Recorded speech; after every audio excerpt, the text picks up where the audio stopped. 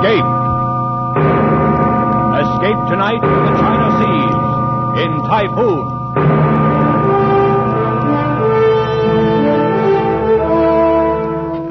The Columbia Broadcasting System and its affiliated stations presents Escape, a new series of programs of which this, the fourth, is Typhoon by Joseph Conrad, produced and directed by William N. Robeson.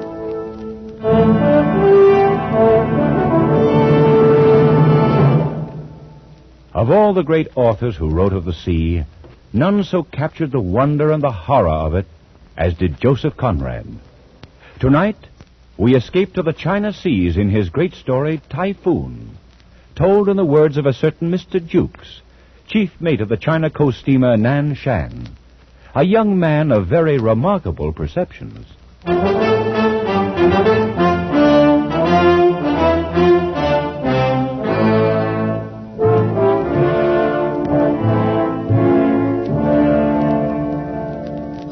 I've been sailing the China Sea long enough to see some strange and terrible things, but nothing as bad as that was. Why, God himself forgot us, and the whole blinking universe set out to do us in that night. It was the... Oh, but that comes later.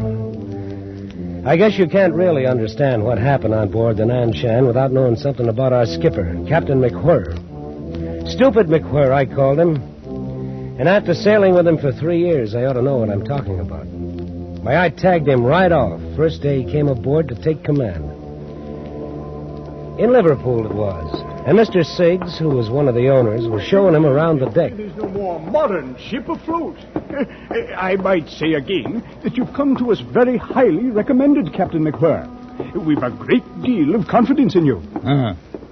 Thank you, Mr. Siggs. She's a brand new ship and a good ship. There's no reason why you shouldn't continue in command of her as long as you like. Well, that's fine. She'll be the smartest thing afloat in the China trade. Why, she's put together like a Swiss watch. Precision built from stem to stern. Wait, just a minute, Mr. Siggs. What is it? That lock. Lock? What lock? Here, on the cabin door. What about it? You'll notice how it's been set in the frame, somewhat cocked at an angle. The ship starts rolling a bit, and the first thing you know, it snaps open and leaves the door swinging. It really should be fixed, Mr. Siggs.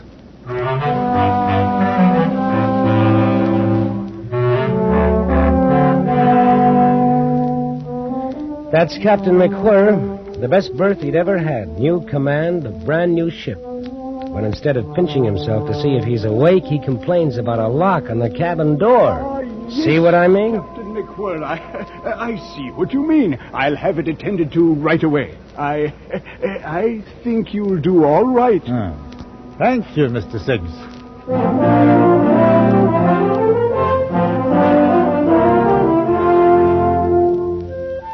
Well, everybody knows what the China coast is. You haul out of Bangkok for a quick run up to Singapore and then shove off for Hong Kong. 2 days ashore, you do it all over again. 3 years of it. 3 years of heat, smells, weather, copra, silk, and tea. Along in there somewhere, the owners decided to transfer the ship's registry to the Siamese flag. Don't ask me why. They just did, that's all. Anyway, I can tell you I didn't like it. When you grow up under the Union Jack, you figure to go on sailing under it. Not that the skipper, of course, could understand that kind of a feeling. Oh, no. Not old stupid McWhirr. Aye? What is that, Mr. Jukes? They just sent the new flag out from shore, sir. Here it is. Oh, fine, fine. Unroll it. Let's have a look. Ah, yes. In my opinion, sir, it's a queer kind of flag for a man to sail under. Oh, and what's the matter with it? Well, it just looks queer to me, that's all. Well, now, let's see. A white elephant on a red field. Oh, just a minute. I'll look it up in the book. Here we are. Siam. White elephant on a field of bright red. Length exactly twice the breadth. So. Well, there's nothing wrong with this flag, Mr. Jukes. Oh, isn't there? Not a thing. I hardly thought there could be. After all, these people ought to know how to make their own flag. It stands to reason. Does it now? You must have it confused with some other flag, Mr. Jukes. Well, all I can say is... Of course, you'll have to take care the seamen don't hoist the elephant upside down. That is, before they're quite used to it. I presume it might be taken for a signal of distress. And in that case, the way I see it, that elephant stands for something like the nature of a Union Jack in the British flag. Oh, you think so? Well, it's like a bloomin' Noah's Ark, that's what it is. Mr. Jukes. I'm sorry, sir. I can't see where the color of a flag could anywise affect the navigation of a ship. All right, sir, I'll instruct the hands. It'd certainly be a most distressful sight to see that elephant hoisted upside down.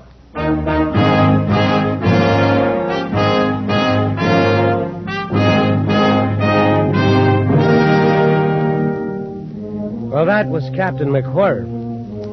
Couldn't get a thing through his head if you drew him a picture. And that's the skipper we had to sail under on the maddest, wildest trip that any coaster ever took.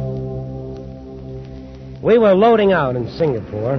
Half the cargo had already come aboard. The sun was blazing, and the smoke from our stacks hung over the decks like a blanket.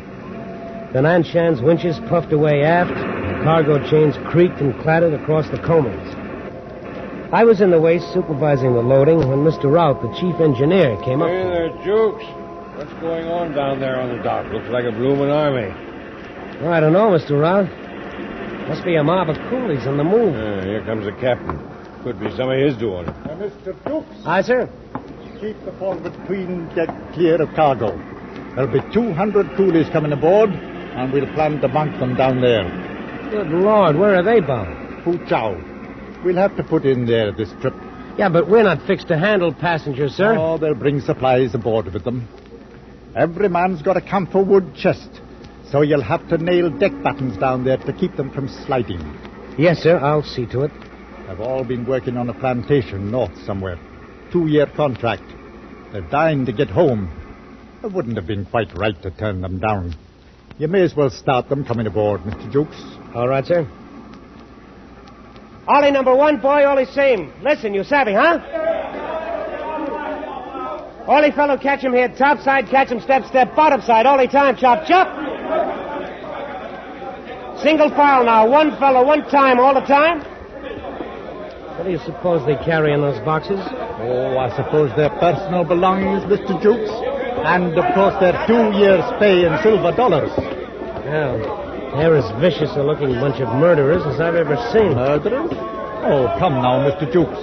1 or 2 of them, maybe. But in the main, I'd say they're honest workmen. Have to be to stick out a 2-year contract on one of these plantations. Just the same, sir. We'd better not take any chances. No, I checked the lading weights carefully, Mr. Jukes.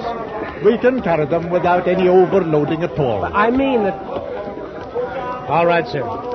I'd better go hide the silverware in the officer's mess. He's a hard lad to understand sometimes.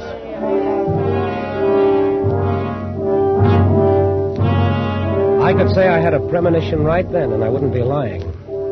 Anyway, that's how it started. At the hottest time of the year, 200 half-civilized coolies aboard, a captain with no more imagination than you could stick in your ear, we steamed out from Singapore and laid a course for the port of Foochow.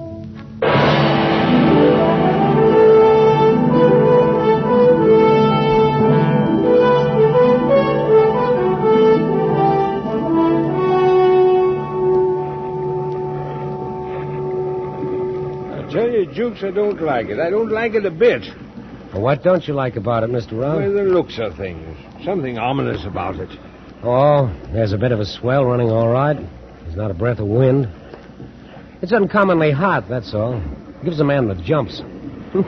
You're as bad as the second mate. He's been groaning around like the voice of doom all day. Well, I don't know. Mr. Jukes! Oh, that's the old man. I'll see you later. Keep your steam up, Mr. Rout. Are you calling me, Captain? I was, Mr. Jukes. What was all the long conversation with Mr. Rout? Oh, why, nothing much, sir. I didn't see any harm in talking a bit. I'm not on watch, you know. Oh, no, nothing wrong with it, nothing at all. I just wondered what you could find to talk about. Well, different things. I don't know. I've seen people on shore sit around a table and talk for 2 or 3 hours. I never could understand it. It's just conversation, that's all, about nothing in particular. Seems pretty silly. Well, you've noticed the barometer, no doubt? Yes, sir, it's dropping. Falling fast. Quite low now. Take a look. I'll say it's dropping. Bad time of the year for that sort of thing. Very bad. Anything you want me to do, sir? Oh, no. Must be some uncommonly dirty weather knocking about somewhere. Eh, Mr. Jukes? Yes, sir. Well, that's all. Just thought you ought to know about it, that's all. Carry on, sir, carry on.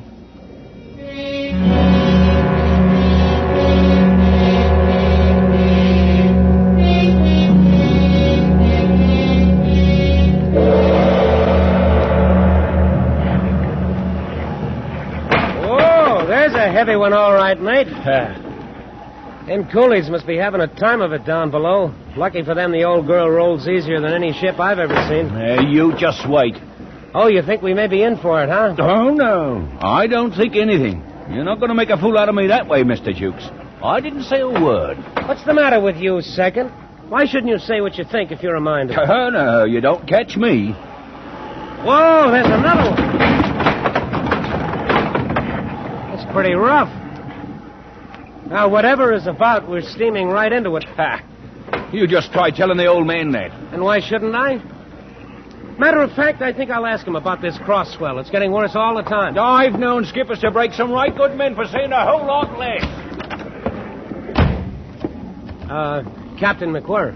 Yes, Mr. Jukes. What is it? The swell is getting a good deal worse, sir. Yes, I noticed that in here. Anything wrong? Well, I was thinking about the passengers. Huh? What passengers? Why, the coolies, sir. Then if you mean coolies, say coolies, Mr. Jukes. A man ought to say what he means. What about the coolies? She's rolling her decks full of water, sir. I thought you might want to put her head at the swell for a bit. Until this goes down, of course. So that's it, eh?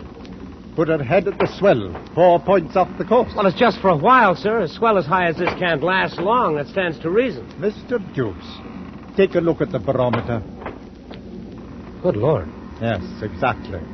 It's a dead calm outside, isn't it? There's not a breath of air stirring, sir. Only that cross swell. I've been reading in the book here about storms. Funny thing. If a man believed everything written down here, he'd spend half his life running to get behind the weather. If I was to go by what this fellow says, I'd alter my course and come booming into Foochow from the north. 4 days late, 300 extra miles in distance, and a pretty bill for coal on top of it. I tell you, Mr. Jukes, if I knew every word in here was gospel true, I couldn't bring myself to do that. No, sir, I guess not. And how's a man to know if the book is right? If you dodge around a spot of dirty weather, how do you ever find out it was there in the first place? Answer me that. No, Mr. Jukes, there's things that a man can't get from books. I've thought it all out this afternoon. We'll hold her steady as she goes. Whatever you say, sir. You're the captain. I guess I'd better write up the log. I'm going on watch. Good. I dare say we're heading into something a bit out of the ordinary.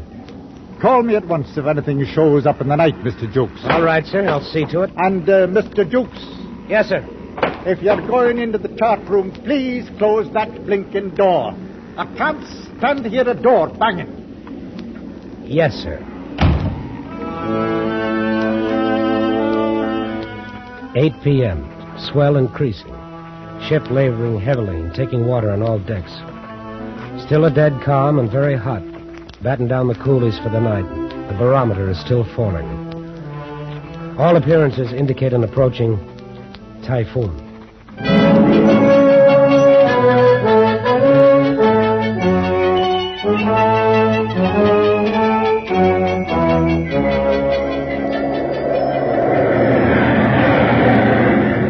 All right, Hackett, hold her steady as she goes. That's all we can do. Aye, sir. I'll sure try to. Well, do the best you can. Aye, aye, sir.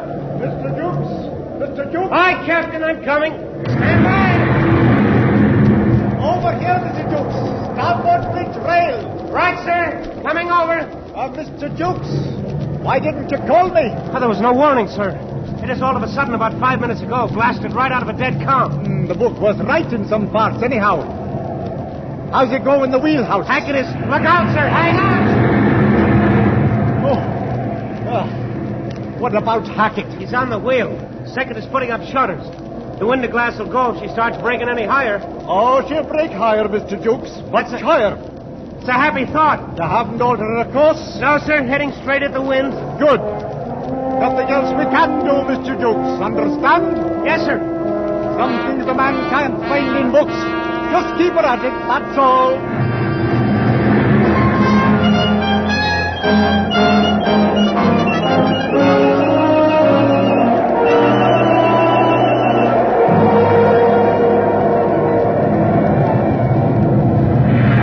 Captain, our boats are starting to break away. That's all right. But the boats, sir, two of them are gone now. It can't be helped, Mr. Jukes. Hammering through a mess like this, you're bound to leave something behind. Can't sure either. Hold hard.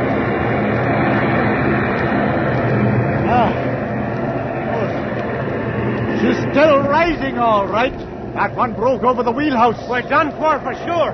What's that, Mr. Jukes? You say something? I said, is there any chance at all, sir? Can she live through it? She may. We can hope so now, at least. She's a good ship. That's all a man can ask. What's that? Somebody yelling? Below us on the foredeck, sir. Up here, starboard bridge. Man shouldn't be on that deck unless he has to. It's a bit dangerous. You there, sir? Over here. What's the trouble, bosun? Them Chinese, sir. Wait, hang on. The Chinese. What about them? They've all fetched away, sir. One big lump. It's horrible. Yeah, now what do you mean, fetched away? Rolling around in a hold in one big lump. Screaming like bloomin' maniacs, sir. All adrift.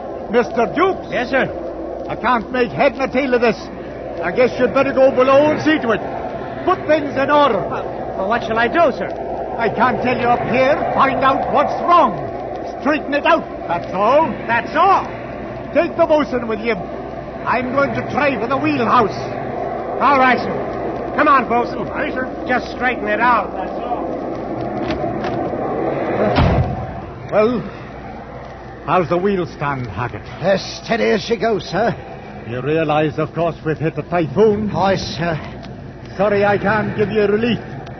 Can you manage a while longer? I'll hold her to the course, sir, as long as there's a ship beneath her. That won't be long. Oh, anything wrong, second? Wrong. We're all as good as dead men. That's what's wrong. Oh, no, I wouldn't say that. She's still afloat. Ah. And we've got it lucky here on deck. Plenty of chance to see what's coming before it hits us. A man always feels better when he can see what's coming. But it's a different story down below there. Not having knowledge of what's going on. Not knowing if we're afloat or sinking. Now there's the lads that's got it tough. The ones down there in the engine room.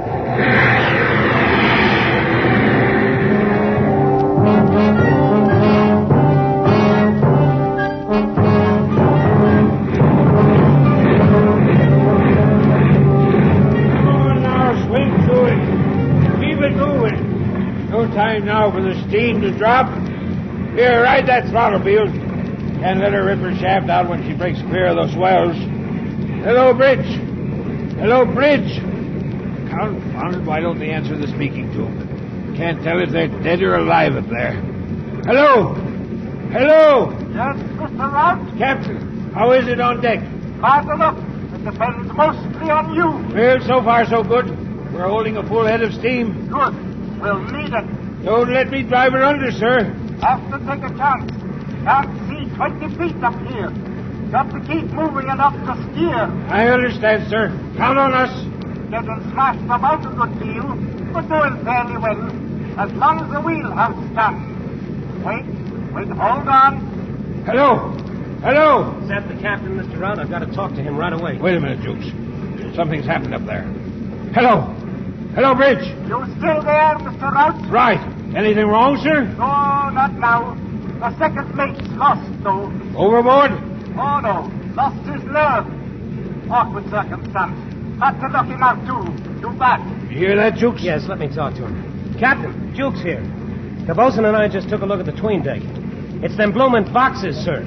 They've all broke loose and smashed to bits. And the coolies are fighting like crazy men for them silver dollars that's rolling around. Fighting? We can't have fighting on board, Mr. Jukes. There are 200 of them, sir. They're all trying to kill each other. I can't have it, Mr. Jukes. Put a stop to it at once, do you hear? Put a stop to it? How? They're crazy mad. They'll kill anybody that came on that deck. You're second in command, Mr. Jukes. Use your authority. Make it clear to them. We simply can't have fighting. Make it clear to them? Oh, yes, sir. After that, you'd better gather up all the money. I can't have it lying about on the deck. Get the bosun to help you. Wait. Here it comes. Gee, Harsaphat.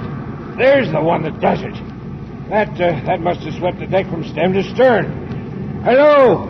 Hello, Captain McGuire. You all right up there? Everything's all right, Mr. Rout. All the boats and half the starboard rail carried away.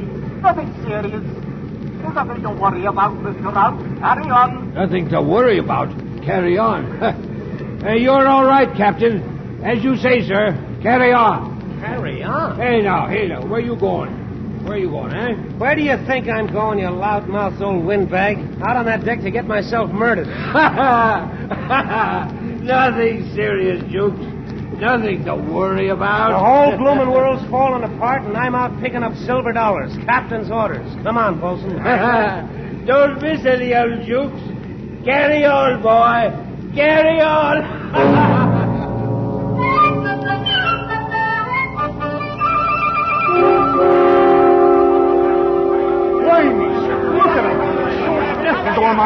No help for it. Our gallant skipper says to stop the fighting. Use our authority. All right, then, quiet down. Come on, Bosun. Aye, sir. Stow it there, you fools. Cut it out now, do you hear me? Authority, huh? They're clean out of their heads. We gotta drive them to the bulkhead. Back up now.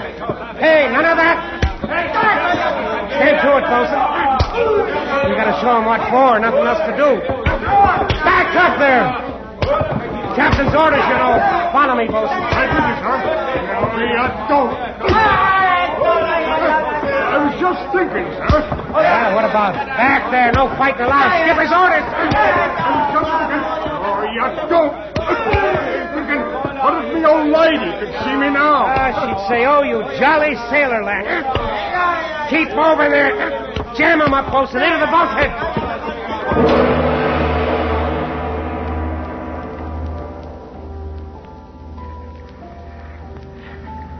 Captain.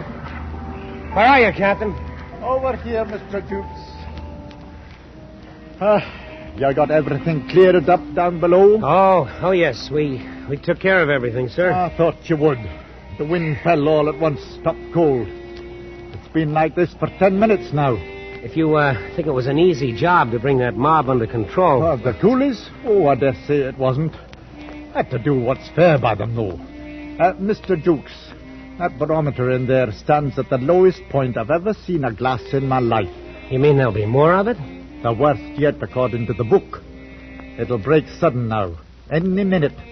A puff or two of wind, and then it hits. She's taken a horrible beating, sir. She has indeed. And she's in for a worse one. We haven't much chance, have we, sir? She may come through it. She's a good ship. There's the first puff. It'll hit us hard when it comes. You left them pretty safe, did you? The coolies? We strung lifelines, gives them something to hold on to. Good. I'd like to give them all the chance we can, whatever happens. Oh, they'll be all right, sir. I broke out rifles. Paraded the crew, put them to guarding all the companionways leading off the 'tween deck. You armed the crew, Mr. Jukes? Oh, sure. We won't have any trouble with them now, sir. Mr. Jukes, please have those rifles returned to the magazines at once. What? There'll be work for every man aboard in a few minutes. I can't spare seamen to stand around and hold rifles when it isn't necessary. Isn't necessary? Don't you realize those savages will think we stole their money? But they'll tear us to bits if they ever get out of that deck. Oh, I think they'll understand we're dealing fair by them. Collect the rifles, Mr. Jukes. Captain, it's suicide. The best thing we can do is turn the whole mess over to the authorities in Fuzhou. If we ever get there. Well, I don't know. I figure that when anything happens on shipboard, it's up to me to settle it on shipboard. Part of the duties of commanding a vessel, Mr. Jukes. I've no doubt I'll be able to reach an understanding with these men later. Understanding? You ought to have seen him a while ago when me and the bosun was down there. Lost their heads a bit, I guess. No wonder at that when... Here she comes. Pick up those rifles, Mr. Jukes. And something else. Yes, Captain. If anything happens to me, you'll be in charge. Only advice, keep her facing it. Best way to get through, facing it. That's enough for any man. All right, Captain, I'll remember. And one thing more, Mr. Jukes. Yes, sir. Something that always helps at sea is to keep a cool head. Just keep a cool head. Oh, no, keep a cool head. A stitch in time saves nine, a rolling stone. What in the name of heaven do you do with a man like that?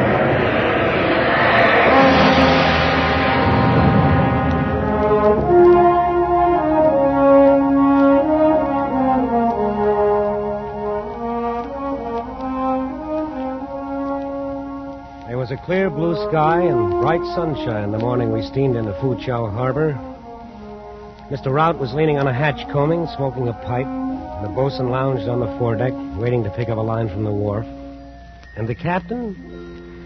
Well, he was engaged in the most unusual occupation. Keep moving. He was sitting at a table on the foredeck, handing out silver dollars to them blinking coolies. All divided up even, the same amount to each one.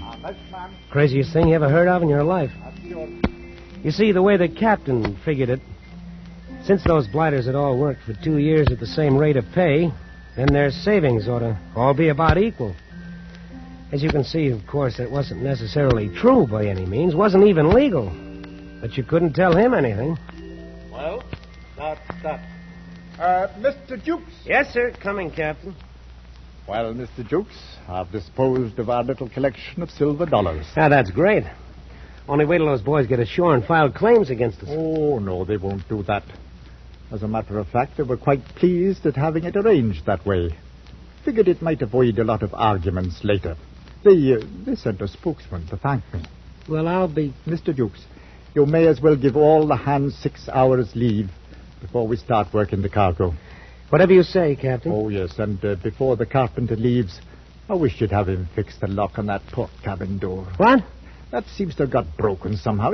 During the storm, I suppose. I can't stand to hear a door banging, Mr. Jukes. Aye, sir. I don't suppose it matters that the ship is battered from stem to stern, half her topside carried away, and smashed till she looks like a bloomin' Tinson freighter. Mr. Jukes, I don't understand you. You don't understand me, sir. Do you understand that we've come through the worst typhoon on the China Seas in 20 years? We're the only ship that got through? It's true. I suppose we were a bit lucky. Lucky, sir? With 200 murdering cutthroats running loose aboard and the very heavens doing their worst? We had a job to do, and we did it. That's all, Mr. Jukes. That's the important thing. Yes, sir. That's all. That's all, he says. A job to do. A bit lucky. What can you do with a man as thick as that? But then, as I started to turn away, Captain McWhirr said something else that surprised me. With emotion wrung from the very bottom of his soul, he uttered words I never thought I'd hear coming from so stupid a man. But I'm glad we brought her through, Mr. Jukes. Truly I am. She's a good ship, Mr. Jukes. A good ship. I should have hated to lose her. I should have hated to lose her.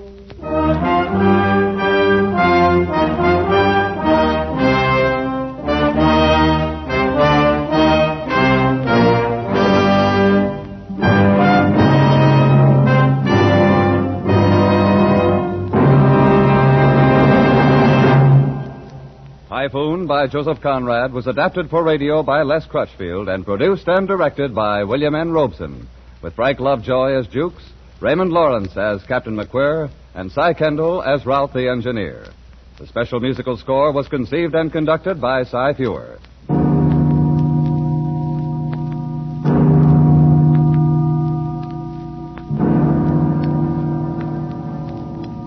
Escape is presented by the Columbia Broadcasting System and its affiliated stations each week at this time.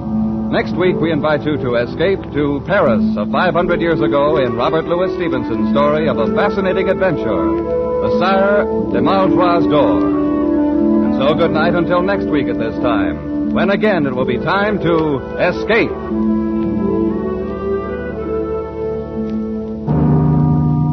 This is CBS, the Columbia Broadcasting System.